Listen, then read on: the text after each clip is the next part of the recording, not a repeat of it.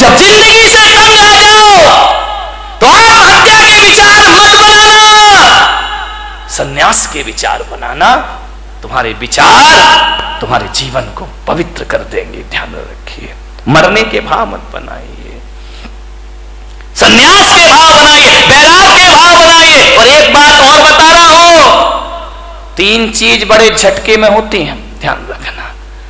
सन्यास, दान और आत्महत्या, इन पे प्री प्लान काम नहीं चलता है। ये तो झटका लगा और पटका उठा के, ध्यान रखिए। जो आदमी सोचता है कि मैं आज नहीं कल दान दे दूंगा, वो आदमी जिंदगी भर दान नहीं देगा, ध्यान रखना। क्योंकि आज गया तो सब कुछ गया। भाव बार बार नहीं बना करते हैं दान के। और किसी के यदि महाराज बनने के भाव जगे हो, कल पे मत टालना मेरे भाई। तुरंत झटपट लो, झटपट मिटाओ। मैंने देखा है, मेरे से पहले के ब्रह्मचारी जो सीनियर हैं वो आज भी ब्रह्मचारी बने घूम रहे हैं। वो दीक्षा नहीं ले पाए, वो मुनि नहीं बन पाए, वो साधु नहीं बन पाए। क्यों? पुराना हो गया सन्यास, पक गया सन्यास। अब दीक्षा के भाव ही पैदा नहीं हुआ करते हैं। अब उनके भाव ख्याति लाभ के हो जाया करते हैं। विनय महाराज बने, जब अपनी पूजा हो रही है तो महाराज बन गए। क्या करेंगे? ध्यान रखिए, विद्वान कभी दीक्षा नहीं लेता, पंडितों ने कभी दीक्षा नहीं ली, सन्यास नहीं लिया, ध्यान रखना। ये दूसरों को सन्यास दिलाते हैं, खुद का नंबर आता है तो खुद पीछे हो जाया करते हैं। एक पंडित जी मुझे मिले, अब वो इस दुनिया में नहीं है। उनकी जब पहली बार मुझसे मुलाकात हुई, उन्होंने कहा कि जब मैं ब्रह्मचारी था, उन्होंने कहा कि भैया जी मैंने 150 पंच कल्याणक करा दिए। कितने? 150 प्रतिष्ठाएं करा दी। मैंने कहा 150? बोले हाँ। तो मैंने कहा 150 दीक्षा कल्याणक भी करा दिए? बोले करा दिए। तो मैंने कहा 150 बार भगवान के कपड़े भी उतरवाए होंगे? बोले उतरवा दिए। मेरे जैसा विद्वान नहीं। मैंने कहा पंडित तेरे जैसा मूर्ख नहीं है। बोले क्या? मैंने कहा 150 बार भगवान के कपड़े उतरवाए, तुझे अपने उतारने की एक बार भी सुध नहीं आई? और मैंने कहा पंडित मैंने एक भी प्रतिष्ठा नहीं कराई, लेकिन एक बार देखी और मेरे कपड़े अपने आप उतर जाया करते हैं। विचार करिए, सोच विचार नहीं। आचार्य विद्यासागर जी महाराज, उनकी दीक्षा हुई। महाराज अजमेर में थे, नई नई दीक्षार्थी थे, नई नई दीक्षा हुई थी।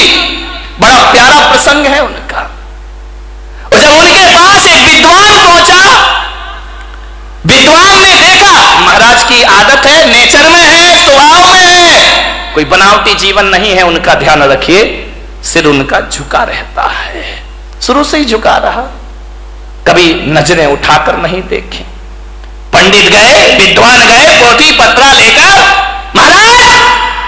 महाराज कुछ नहीं बोले। क्या बोले? हमारे जैसे हो तो बात भी कर ले, वो तो बोलते नहीं। गए, बोले महाराज, उस समय नए नए दीक्षार्थी थी, नई नई दीक्षा हुई थी, 23-24 साल के रहे होंगे महाराज। उन्होंने कहा कि महाराज नंगे हो गए, कपड़े उतार दिए, कुछ शास्त्र मास्त्र पढ़े हैं कि ऐसे ही आगम पढ़ा है? महाराज कुछ नहीं बोले। अरे समय साल पड़ा है? महाराज कुछ नहीं बोले।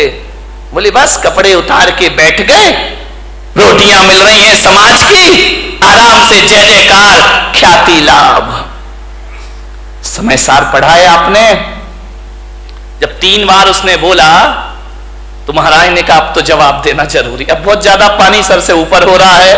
उन्होंने कहा बोलो पंडित जी, क्या बोलना चाहते हो, क्या पूछना चाहते हो? उन्होंने कहा समय सार पढ़ा है। महाराज ने कहा तुमने पढ़ा है? बोले हाँ। बोले कितनी बार? बोले 108 बार। बोले 108 बार समय सार पढ़ लिया? बोले पढ़ लिया।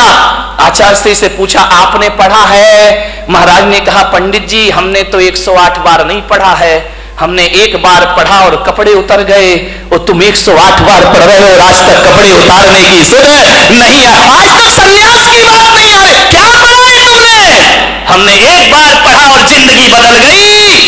तुम जिंदगी भर पढ़ते हो, तुम्हारे जीवन में कोई परिवर्तन नहीं हुआ करता है, ध्यान रखिए। सन्यास झटके में होता है।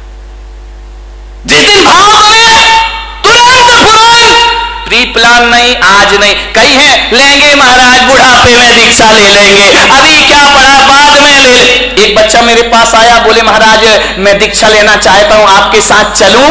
मैंने बच्चे को देखा, छोटा सा बच्चा था, बोले आपके साथ चलूं? मैंने कहा पक्का बता? बोले हाँ पक्का, मैं ब्रह्मचारी बनना चाहता हूं। बाजू में दादाजी खड़े थे 70 साल के, बोले महाराज इसकी बातों में मत आना। मैंने कहा क्यों, क्या हो गया? अरे बोले क्या पागलपन की बात है, ये इतना सा बच्चा कह रहा कि संन्यास लूंगा, दे मत देना महाराज। मैंने कहा क्यों? बोले छोटा है। मैंने कहा दादाजी तुम बड़े हो गए, तुम तो हो गए 70 के, अब तुम चलो। बड़े जाते नहीं, छोटों को जाने नहीं देते, अब करें तो करें क्या, विचार करिए। पहले का वो जमाना था, एक सन्यास लेता था तो उसके साथ 4-4 हजार लोग दीक्षा ले लेते थे।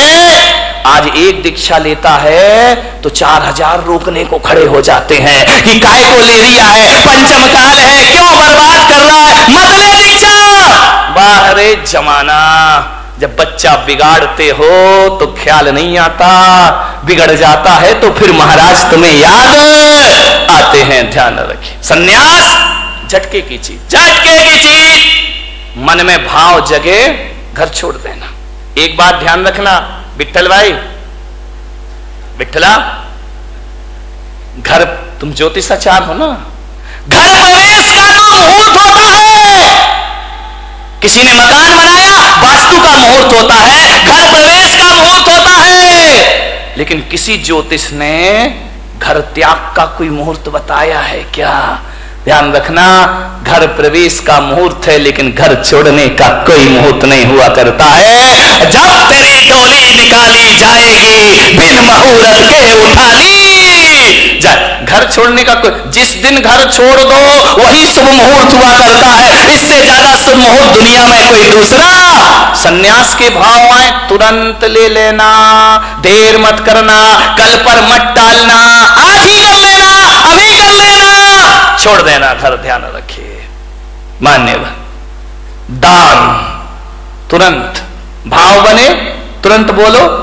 घर में गए तो भाव ऐसे गिरेंगे, ऐसे गिरेंगे जैसे आसमान से बिजली गिर गई हो तुम्हारे भावों में। ध्यान रखिए, दान के भाव तुरंत, आत्महत्या भाव बने, कौन बोला तुरंत कर लेंगे महाराज? ध्यान रखिए, आत्महत्या करने वाला सोचे कि चलो यार आज नहीं कल मर जाएंगे, वो आदमी कभी मरने, महिलाएं रोज बोलती हैं मरती थोड़ी है। ध्यान रखिए, विचार करिए, विचार करना, सोचना है। आत्महत्या करने वाला सोचे आज नहीं कल मर जाए, वो कभी मरने वाला बेईमान आदमी। लेकिन मेरा आपसे एक निवेदन है, बड़ी विनम्रता के साथ, दान और सन्यास की बात हो तो तुरंत कर लेना, और मरने के विचार आए तो कल पर टल देना कि आज नहीं कल ये काम करेंगे, आज अभी हमें बहुत जीना है, जिंदगी को जियो। मरने के भाव कभी मत बनाए, जियो कितने भी कष्ट आ जाए। सीता ने 1000 कष्ट सहन किए, मरने के भाव नहीं लाई। ध्यान रखना, कभी नहीं लाई, कष्टों को सहन करने लगी। मैना ने, राम ने, बुद्ध ने, महावीर ने, पारसनाथ ने 1000 कष्ट सहे, लेकिन मरने के भाव उनके अंदर कभी नहीं आए। जिंदगी को पूरी जिंदा दिली से जियो। मैं अपने जीवन की घटना बताता हूं। जब मेरा 2003 में चतुर्मास 3 या 4 में इंदौर में हुआ, और जब मेरा चातुर्मास इंदौर में हुआ, मेरे दोनों घुटने खराब हो गए। मुझे सीढ़ियां चढ़ने में परेशानी होती। लोगों ने, डॉक्टरों ने कहा कि आप आहार में सीढ़ी मत चढ़िए, नीचे कमरे में आहार लीजिए। एक पूना के डॉक्टर थे, डॉक्टर संचेती करके, घुटने के मास्टर थे, अब हैं नहीं, मुझे नहीं मालूम।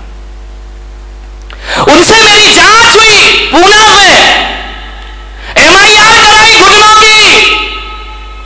उन्होंने कहा घुटने खराब हैं आपके, इन्हें चेंज करना पड़ेगा। मैंने कहा उस समय मैं कितने साल का रहा होऊंगा, 35, 36, 37, 38 साल का। उन्होंने कहा आपके घुटने चेंज हो गए। मैंने कहा घुटने चेंज होने का मतलब है ऑपरेशन, और ऑपरेशन का मतलब है इस्तीफा, रिजाइन तो देना ही पड़ेगा। दिगंबर मुनि ऑपरेशन तो करा नहीं सकता है, अस्पताल में एडमिट नहीं हो सकता है। इसका मतलब है कि मेरी बरसों की तपस्या बेकार हो जाएगी। उन्होंने कहा आप ध्यान रखिए। मैंने कहा नहीं कराऊंगा ऑपरेशन तो बोले घुटने हैं, घिसते जाएंगे घिसते जाएंगे घिसते जाएंगे। जो घुटने 20 साल चलना है वो 10 साल में खत्म हो जाएंगे, आप चल नहीं पाएंगे। आप आसन लगा के ना बैठे। मान्यवर, जो आप मेरे कमरे में यहां पे देखते ना, मैं इस पर बैठा हूं, ये मेरा शौक नहीं है पैर में, इसलिए मुझे इस पर बैठना पड़ता है। बाकी सिंहासनों से हमारा कोई मोह नहीं हुआ करता है, ये समाज की व्यवस्था है। उन्होंने कहा कि पैर मोड़ के नहीं बैठना, तकलीफ होगी आपको। तकलीफ इतनी बढ़ी इतनी बढ़ी इतनी बढ़ी इतनी बढ़ी 2007 तक कि मुझे बिहार करने में दिक्कत होने लगी। पैरों में भयंकर दर्द रहता। मेरा 2007 में सूरत चतुर्मास हुआ। वहां से मैं पावागढ़ के लिए गया तीर्थ यात्रा करने के लिए, और जैसे ही पावागढ़ पहुंचा 3500 सीढ़ियां पावागढ़ की गुजरात में। मैंने कहा इतनी सीढ़ी मैं कैसे चढ़ूंगा। तो मैंने विचार किया कि कल सुबह भक्ति करके पाठ करके मैं जाऊंगा पावागढ़, नीचे वाली सीढ़ी पे खड़ा होकर उस तीर्थ की वंदना कर लूंगा। मेरे पैरों में इतनी ताकत नहीं है।